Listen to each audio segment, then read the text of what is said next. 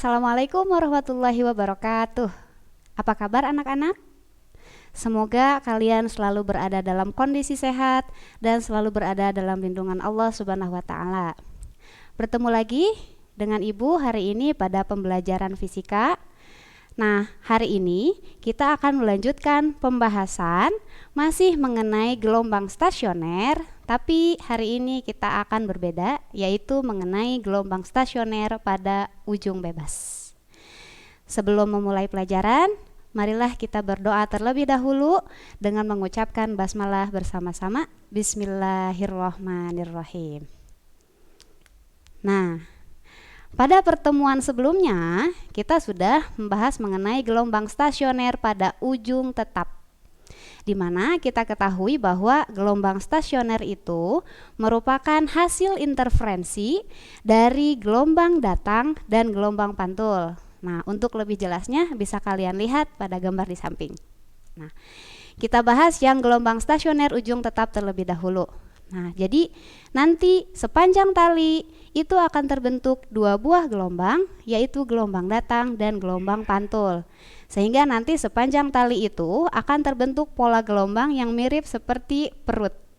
Iya, seperti gambar di samping. Nah, untuk hari ini ujungnya kita akan ganti menjadi ujung bebas. Nah, materi gelombang stasioner ini merupakan salah satu dari materi yang harus kalian kuasai di kelas 11, di mana materi gelombang stasioner ini merupakan salah satu kompetensi, yaitu KD nomor 3.7 dan 4.7 yang harus kalian kuasai.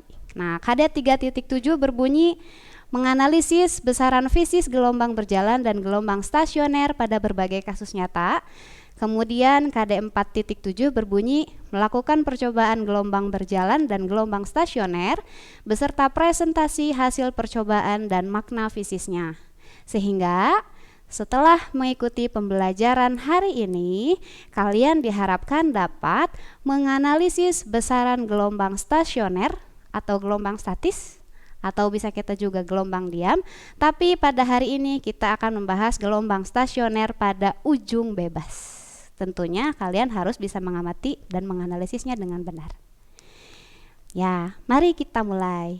Nah, gelombang stasioner pada ujung bebas ini terbentuk dengan cara seperti berikut ini. Kalian mempunyai seutas tali. Nah, kemudian salah satu ujungnya kalian ikatkan dengan sebuah gelang.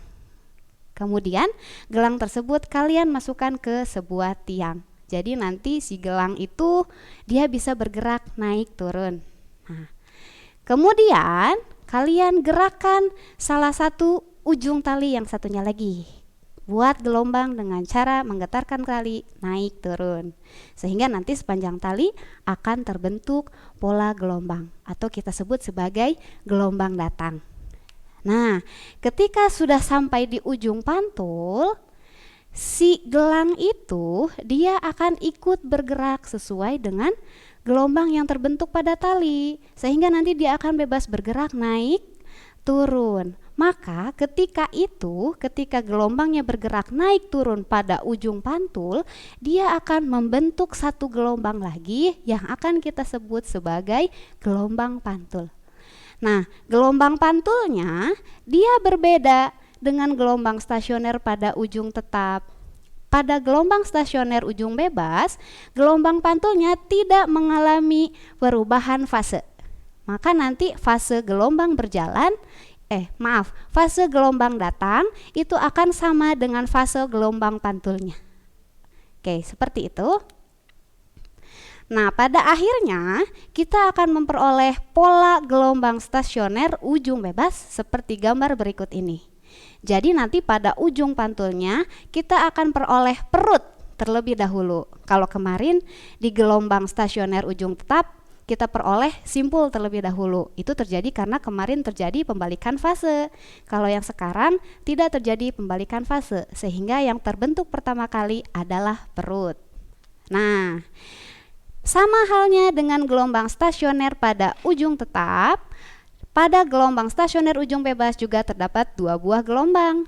Kalau di gambar, itu yang biru menyatakan gelombang datang dan gambar merah yang putus-putus itu mewakili gelombang pantul. Mari kita buat persamaan gelombangnya masing-masing.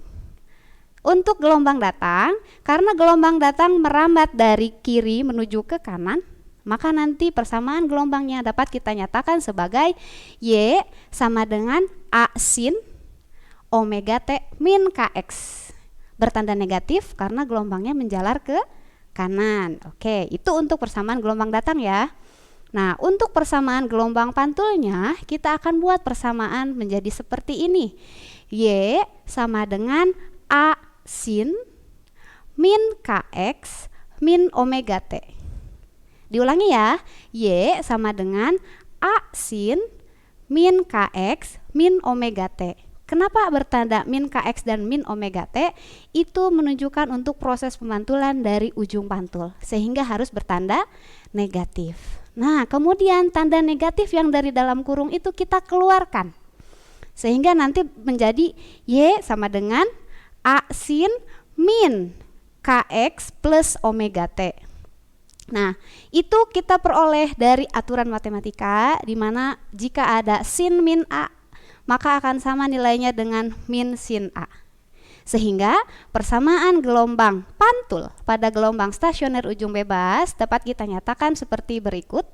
Y sama dengan min A sin Kx plus omega T, atau Kx plus omega T-nya bisa kita rubah menjadi omega T plus Kx karena sama-sama bertanda positif ya. Oke, kita sudah dapat dua persamaan gelombang untuk gelombang datang dan gelombang pantulnya ya. Selanjutnya, nah, berdasarkan prinsip superposisi, kita ketahui bahwa resultan simpangan pada suatu titik pada gelombang yang berada pada medium yang sama merupakan hasil penjumlahan simpangan masing-masing gelombang. Maksudnya apa? Sederhananya seperti ini. Pada medium yang sama, di sana dikatakan pada medium yang sama, maksudnya adalah tali. Nah, pada tali tersebut kita punya dua buah gelombang, yaitu gelombang datang dan gelombang pantul. Nah, resultan simpangannya itu adalah hasil penjumlahan dari simpangan gelombang datang dan simpangan gelombang pantul, sehingga akan diperoleh simpangan untuk gelombang stasioner ujung bebas. Mari kita uraikan seperti berikut ini. Nah, tadi sudah dikatakan ya, untuk persamaan simpangan gelombang stasioner ujung bebasnya adalah hasil penjumlahan dari simpangan gelombang datang dan simpangan gelombang pantul. Maka kita akan kerjakan matematis seperti berikut ini. Y sama dengan Y datang ditambah Y pantul. Sehingga kita akan peroleh Y sama dengan Y datang tadi dinyatakan dengan A sin omega T min Kx, dan Y pantulnya kita peroleh min A sin Kx plus omega T. Oke, selanjutnya, nah, pada pelajaran matematika kalian tentunya sudah mengetahui aturan mengenai trigonometri, di mana salah satu aturannya menyatakan jika ada sin A dikurangi sin B, itu nilainya akan sama dengan 2 cos setengah A plus B dikalikan sin setengah A min B. Nah, ini juga bisa kita gunakan untuk mereduksi persamaan yang tadi. Maka setelah proses perhitungan kita akan peroleh hasil Y sama dengan 2A cos Kx dikalikan sin omega T. Diulangi ya, Y sama dengan 2A cos Kx dikalikan sin omega T. Nah, persamaan inilah yang akan kita gunakan sebagai persamaan gelombang stasioner ujung bebas. Kemudian, persamaan ini bisa kita sederhanakan lagi menjadi Y sama dengan AS dikalikan sin omega T, di mana AS itu menyatakan amplitudo untuk gelombang stasioner, dan amplitudo gelombang stasionernya bisa kita cari dengan cara menghitung 2A dikalikan cos Kx. Seperti itu. Semoga kalian bisa mengikutinya ya. Nah, selanjutnya Sebagaimana gelombang stasioner pada ujung tetap, untuk gelombang stasioner pada ujung bebas juga memiliki pola simpul dan perut tertentu. Mari kita lihat gambar berikut ini. Nah, yang pertama kali terbentuk pada gelombang stasioner itu adalah yang pertama kali terbentuk pada gelombang stasioner ujung bebas adalah perut. Nah, kemudian berurutan simpul, perut, simpul, perut, dan seterusnya. Bagaimana cara menentukan letak simpul dan perut pada gelombang stasioner ujung bebas? Mari kita analisis gambarnya terlebih dahulu. Kita lihat. Untuk perut pertama itu terbentuk pada jarak X sama dengan 0.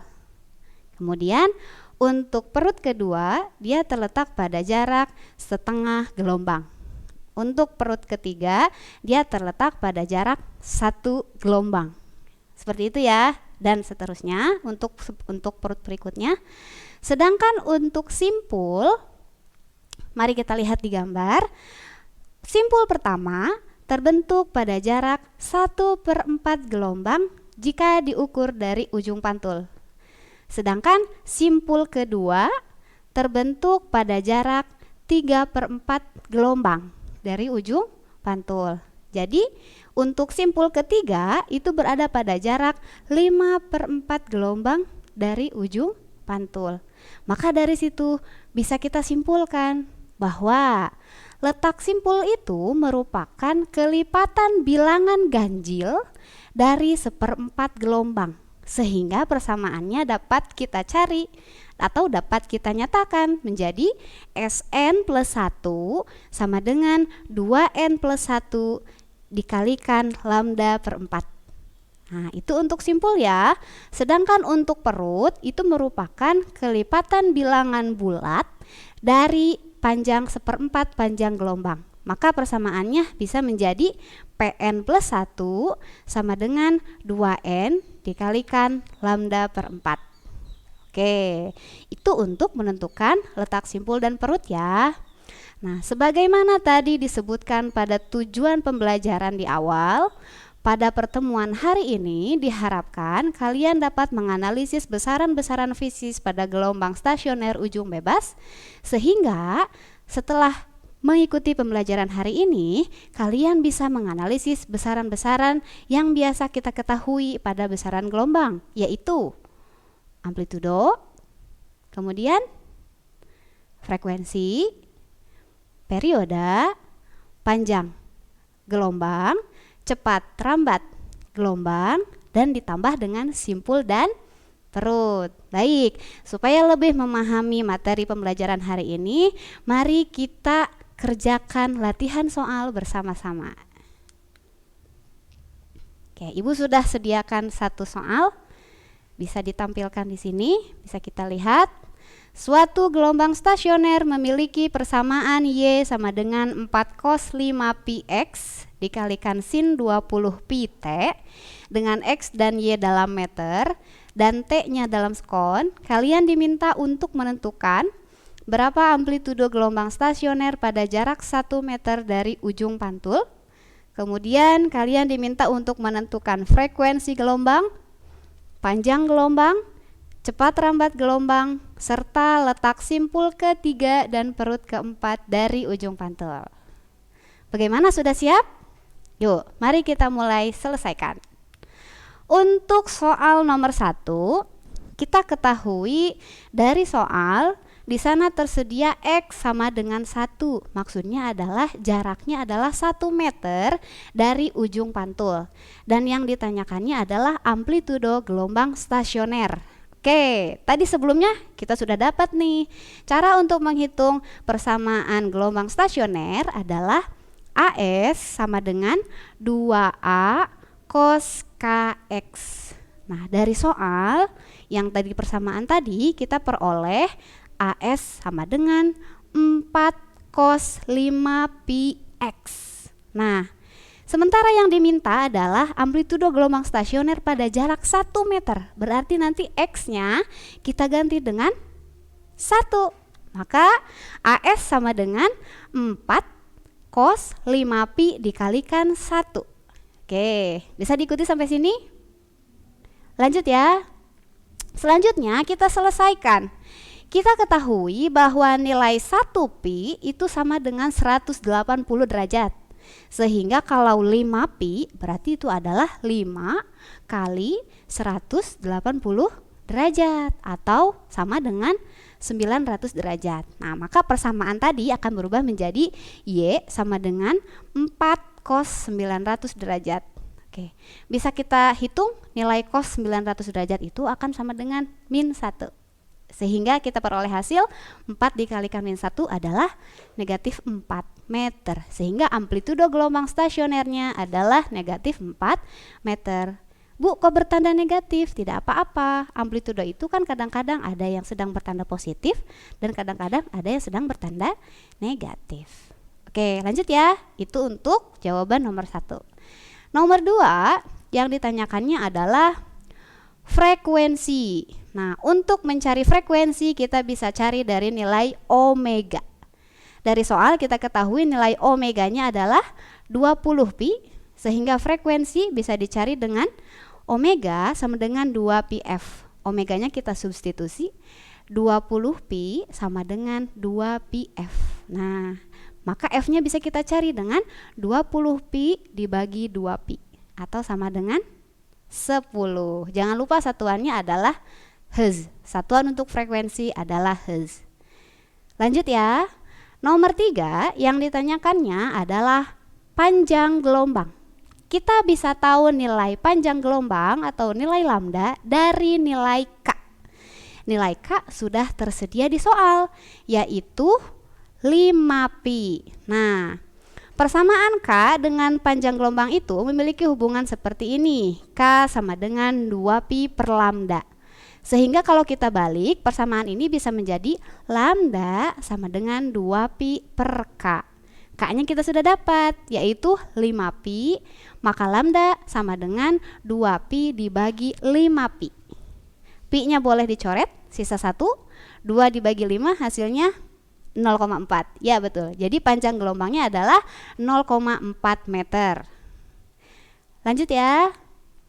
Nomor 4 yang ditanyakannya adalah cepat rambat gelombang. Nah, untuk mencari cepat rambat gelombang, kita bisa gunakan persamaan V sama dengan lambda kali F. Nah, lambdanya kita tadi sudah peroleh ya. Lambdanya 0,4 meter, kemudian frekuensinya adalah 10 Hz. Tinggal kita kalikan saja, maka nanti kecepatannya adalah 0,4 dikalikan 10, hasilnya 4 meter per sekon. Oke, nah soal yang terakhir mengenai simpul ketiga dan perut keempat. Oke, di materi gelombang stasioner ujung tetap, kemarin kita sudah mengenal teknik perhitungan ini ya. Jadi, di sana ada nilai N, dan kalian harus ingat bahwa nilai N itu akan berbeda dengan nilai simpul atau nilai perut yang digunakan. Contoh, jika ditanyakannya simpul ketiga, maka N-nya adalah, ya betul, 2. Bukan angka 3 ya, karena persamaannya adalah Sn plus 1. Jadi N yang dimasukkan di sana harus berkurang 1. Maka untuk letak simpul ketiga itu bisa dicari dengan 2 dikalikan 2 plus 1 dikalikan lambda per 4. Nah, lambdanya tadi kita sudah dapat 0,4. Akhirnya kita bisa cari letak simpul ketiga dengan 2 kali 2 ditambah 1 dikalikan 0,4 dibagi 4. Nah, selesaikan yang di dalam kurung terlebih dahulu. Yang di dalam kurung bernilai 5. Kemudian 0,4 dibagi 4 hasilnya 0,1. Kita peroleh jadi 5 dikalikan 0,1 hasilnya 0,5. Jadi letak simpul ketiga itu adalah 0,5 meter dari ujung pantul. Satu lagi yang ditanyakannya adalah letak perut keempat. Proses perhitungannya juga sama ya. Jika ditanyakannya perut keempat, maka N-nya adalah 3. Sehingga yang dimasukkan ke rumus adalah 2 kali 3 dikalikan lambda per 4, jadi 2 kali 3 6, 0,4 dibagi 4 hasilnya 0,1, sehingga 0,4 1 dikalikan 6 itu akan sama dengan 0,6 meter. Jadi letak perut keempat itu adalah 0,6 meter dari ujung pantul. Nah, seperti demikianlah cara mengerjakan soal yang Ibu berikan. Semoga kalian bisa mengikuti dan bisa memahaminya ya. Baiklah, mari kita buat refleksi, mari kita buat kesimpulan terlebih dahulu dari materi pembelajaran yang sudah kita pelajari hari ini. Kita dapat cara untuk menentukan letak perut dan simpul ya tadi. Kemudian kita juga sudah mengetahui persamaan umum untuk gelombang stasioner pada ujung bebas, yaitu Y sama dengan 2A cos kx dikalikan sin omega T. Kemudian kita bisa mencari letak simpul dan perut dengan persamaan seperti ini. Untuk Sn plus 1 sama dengan 2n plus 1 kali lambda per 4. Dan untuk perut Pn plus 1 sama dengan 2n dikalikan lambda per 4. Semoga kalian bisa memahami materi ini baik-baik, karena materi gelombang stasioner ini akan kita aplikasikan di materi berikutnya, yaitu di gelombang bunyi. Nanti kita bahas di pertemuan berikutnya ya. Oke, alhamdulillah materi untuk pertemuan hari ini sudah selesai. Semoga apa yang kita pelajari hari ini bisa menjadi ilmu yang bermanfaat bagi Ibu dan bagi kalian. Dan baiklah, mari kita tutup pertemuan hari ini dengan membacakan hamdalah bersama-sama. Alhamdulillahirrabbilalamin. Selamat belajar di rumah, selamat mengerjakan latihan soal. Ibu sudah upload soalnya di Google Classroom. Tetap di rumah, jaga kesehatan, jangan lupa protokol 5M, sayangi diri, sayangi keluarga. Assalamualaikum warahmatullahi wabarakatuh.